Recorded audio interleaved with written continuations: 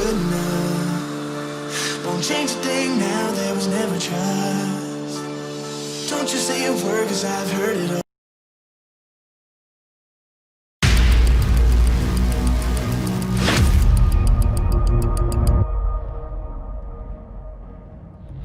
Hitman 3 is sort of like our endgame. This is where everything comes together.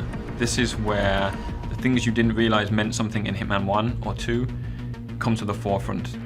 Having those holy moments when we flip something on you and make something happen that you were not expecting, and then just keep moving to the next thing until you have that moment of, that's it. We wanted to bring back what was the essence of Hitman.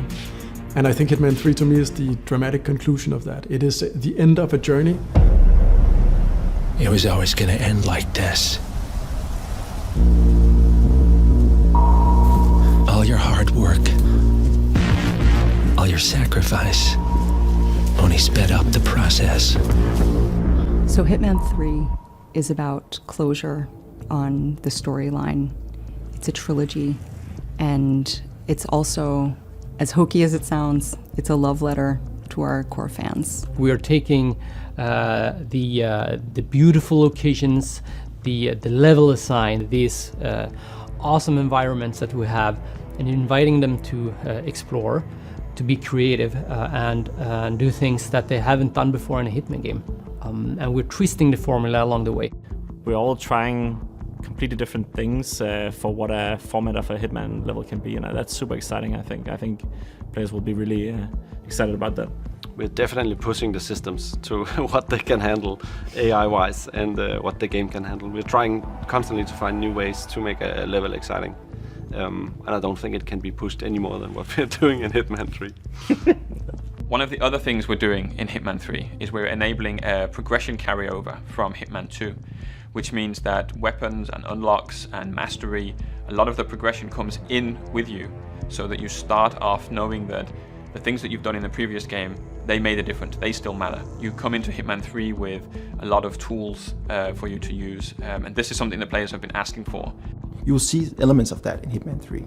Things that fans want, things that fans have been talking about since Hitman 1, you will see in Hitman 3. I think what our players will like the most is going into this game not knowing what to expect, and then really seeing how the game takes them on a dark journey that is both intimate and emotional, and with some hope sprinkled in.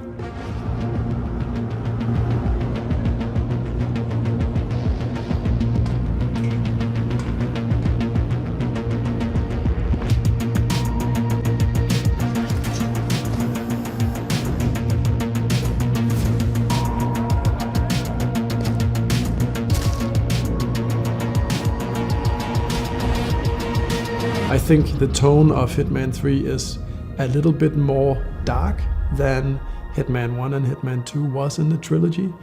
And I think it's a little bit more contemplative. It's more intimate. There are things going on that now that we have been with the characters for so long, that I think are going to be interesting to the players to witness. Hitman 3 is clearly more dark and more brooding than the other two chapters, which in a way brings the game as a whole closer to the tone of the story. Yeah, I agree. I think the fact that it's a sandbox allows you to do some pretty crazy things that would seem weird if we put them in the main story. So the task of the main story is definitely to keep everything on the straight and narrow, if you will, and make sure that, okay, so we're establishing this dark spy thriller, so we need to make sure that that sort of comes through the whole experience.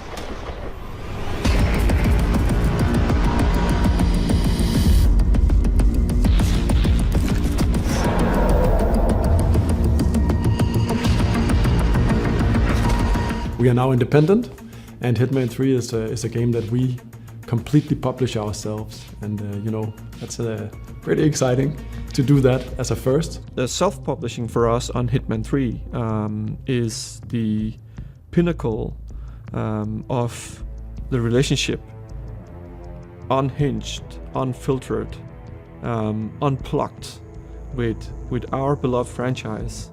and our community and our beloved gamers on Hitman is to have that connection as close as we can. When all is said and done, my hope is that the fans will love it as much as we do. There's so many people worked on this franchise for so long time that this has to be right.